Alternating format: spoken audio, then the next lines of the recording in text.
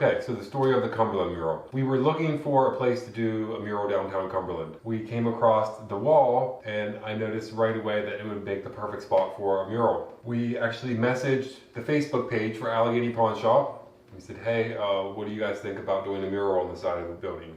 Then we made a phone call with them shortly after that. We closed the deal on the phone call. They were all about it, and the rest is history.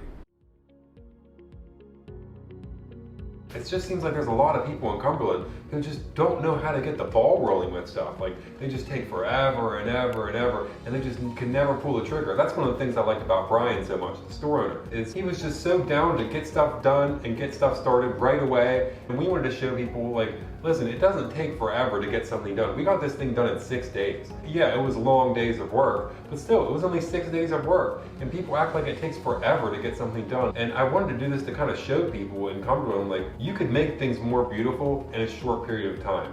So the weird thing about Cumberland is you can't paint directly onto the brick because it's a historic district. And so painting on the brick would ruin the historical aspect of the building. But the reason we were able to paint this on this building is because it has these tiles, these metal tiles that go over top of the brick. And so that was kind of our way to be able to paint the mural onto the building and bypass the historical aspect of it. So you have the composition, and that's the most important aspect of the image. And the composition is figured out through good design. And you have to have the design right, you have to have the colors right, you have to have the flow right, you have to have the shapes right, and if any of those things are off, it's just not going to turn out right, and the picture will be sold short of what it could be. And that's that's the purpose of an artist, is to bring the image to its highest possible potential and bring it to the highest quality it could possibly be. And that's why people feel so good whenever they see a good mural, and they feel great when they see a great mural. So in the original design, we had planned on bringing it all the way up to the top of these green tiles on the side of the building. All the way up to the top where the point would touch the top of the green. And we quickly found out that wasn't possible because we had, what was it, like a 12-foot ladder? We just couldn't reach up any higher than like 14 feet, and the thing was like 20 feet tall. And so Marley was standing up on like the second rung of the ladder, and I was holding down the ladder to stabilize her, and she was reaching up as high as she could. We really couldn't push that thing any higher, so it ended up having to get shrunk down a little bit. So in day one, we got just the basic shapes of the pediment in and locked in, and we got all the grays blocked in, and I took a quick picture, posted it up, me leaning up against the wall, and we posted it, and it got way more attention than what I was expecting to get. And I started to get pumped up then, because I was like, oh yeah, the people of Cumberland are excited to see this.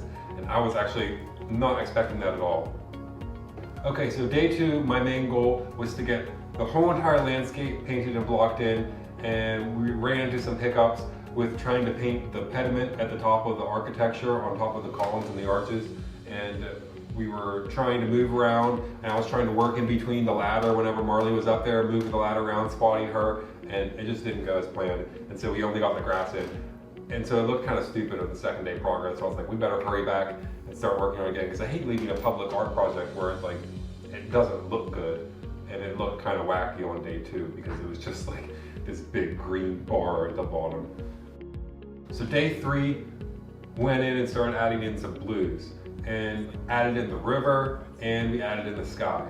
And man, whenever you add in those blues, you put the blues and the green together, that's the day it came to life. Because especially with the way that river, it cascades back, it meanders back into the depths, slowly getting smaller, you really start to see some, because whenever you have just the green, it doesn't feel deep enough. But whenever you have the river going back into the depths, that's whenever you really start to create depth within the picture, and it starts to become more engaging and immersive, and it feels like something you could step into. And so I was really, really excited to get that in there. And then once you have the sky, it balanced out the blue on the top, the blue on the bottom, the green in the middle to surround it. Beautiful progress. That was day three. I think it was day four where we didn't even hardly record anything at all. Like, we didn't even get any footage of us working on it, because we would go there early in the morning and we would leave late at night, like right whenever it was starting to get dark. We were working long days, like all day, to try to get this thing done. Because we had the 31 dog mural right after this for Abby's Angels, and so we didn't really have hardly any time at all. I still had 31 dog portraits to draw. Day four was a great day, although it got cut short because there was a storm come in. When the wind starts getting crazy, you got to pack up and go. And so the wind was getting crazy, so we had to pack up and go. And the rain started coming in, and there was a storm, and so I was like, we gotta get something done, because I added in a nice gradient in the sky, which just looked beautiful. And I added in some gradients in the grass too, which also looked beautiful. But we didn't get much else done, but the problem was it just didn't look that much different than what it did before, and I wanted to post a progress picture. So I was like, I gotta add in a tree or something to make it look a little bit more different. Here.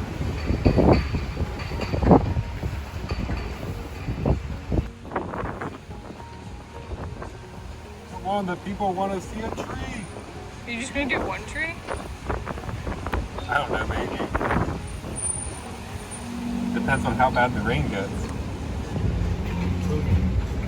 Off here. And off here. And so I was trying to paint this tree, but the wind was just blowing the paint everywhere, and it was just getting everywhere. And so we painted just a half of a part of a tree, and I was like, all right, that'll be good enough for the progress of day 4. And right as soon as we packed everything up, it started pouring down rain, so we finished just in time. But really, that once you add in those gradients, especially, okay, so first you have the grass, the grassy fields, the river, and the sky. Another thing we did to create depth is just to add a simple mountain in the background. That mountain was supposed to symbolize the Appalachian Mountains. That's where Cumberland is from. The river is also supposed to symbolize the Potomac River. A lot of people kept asking me, where is this scene of the Potomac River supposed to be from? Like, it's not supposed to be from anywhere. So here you can see this is the end of day 4. I'm there chilling with the mural, and I'm looking up. If you want to know what I'm looking at, it's the storm clouds rolling in. Day 5, we didn't get any footage. But the cool thing is we got this cool picture of me standing in front of it. We got the trees down in the background, as you can see.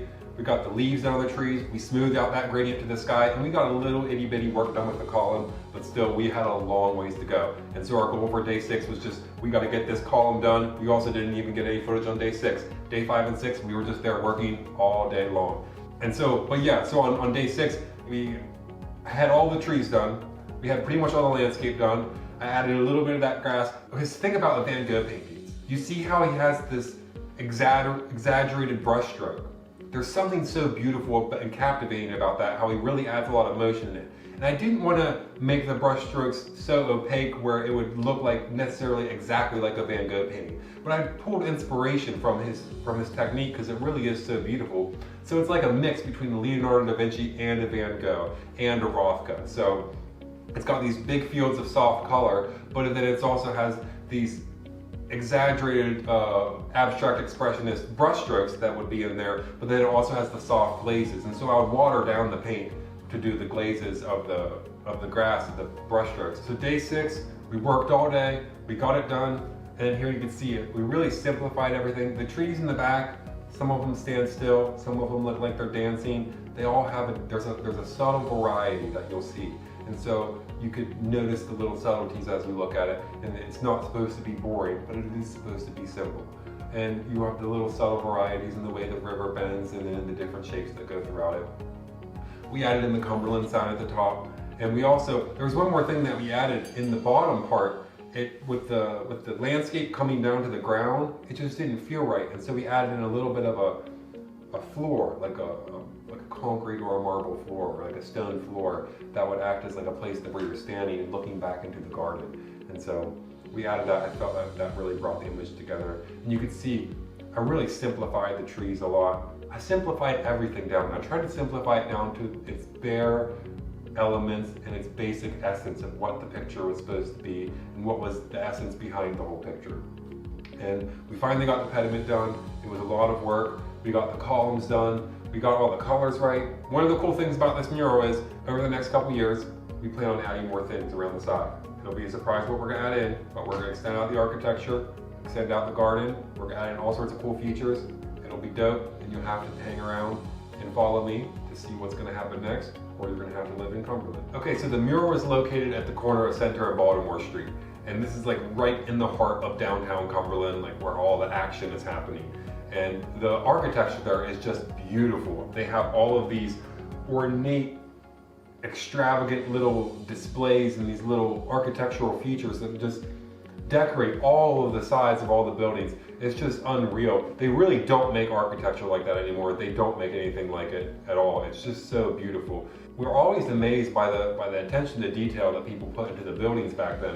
When I originally designed it, I had put just a landscape, and it looked kind of awkward because it didn't have anything to frame it. And Marley actually had the idea of putting these columns and these arches around it, so it's like you're looking past the architecture into the garden, and the architecture serves as a frame and to hold the picture, hold the composition together. And it worked out perfect. And it really, the architecture, the false architecture that we painted on there, it really echoes out this old classic architecture that's all throughout Cumberland, which is just so beautiful. Cumberland was my hometown. This is where I grew up. And this was so cool because I had a lot of problems growing up. And there was something about being a burden to society and not knowing where to go with your life. And I remember I would work all these jobs that I hated, and I would quit the jobs before I could get fired. And I just felt like there was no place for me in the world, and that there was nothing I was going to be able to do with my life. And it sucked, and I just hated life. And my life was miserable for like the first 20 years of my life. It was just total it sucked. And I never thought that I was going to ever have any joy in life. But that was the great thing about art, is whenever I finally figured out, because I loved drawing, I loved it, and I drew all the time, and I never knew that you could actually make a career out of it.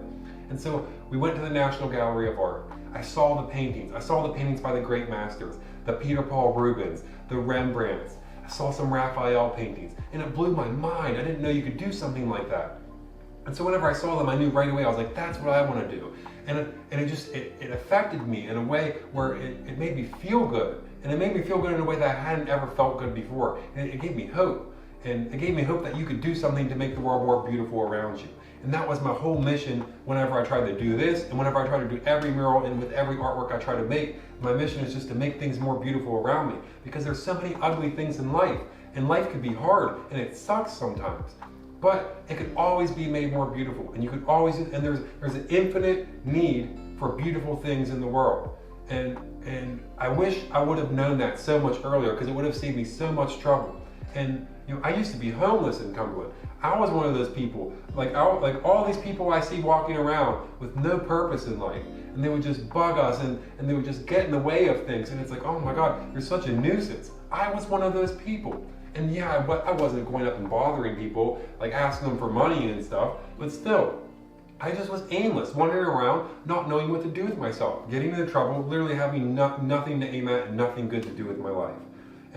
But then when I found painting and I found art, it gave me something to do. And to be able to do that for my hometown, it's like, okay, yeah, maybe I was a burden on them for a while. And yeah, sure enough, maybe most of the people didn't know about it.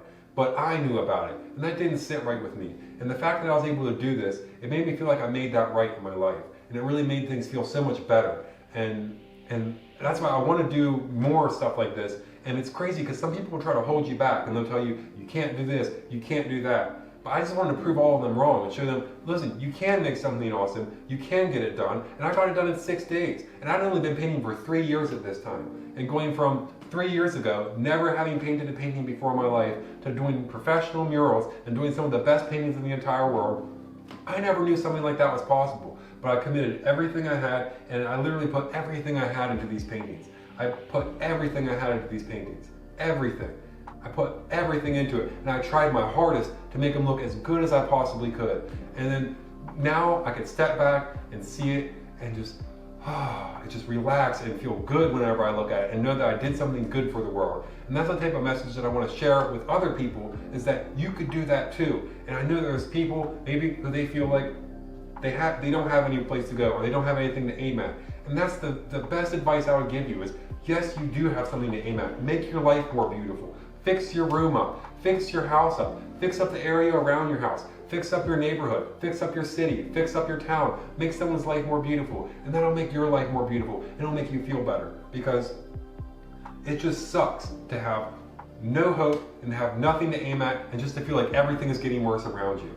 And making things more beautiful, it echoes out into the universe, and it multiplies and it magnifies and it makes things better. And who wouldn't want to make things better? And that's the whole point of this Cumberland mural, is I wanted to show Cumberland that that I was making things better. I wanted to make a name for myself, and I also wanted to just contribute something to the city and help them make something better and help make something beautiful for them.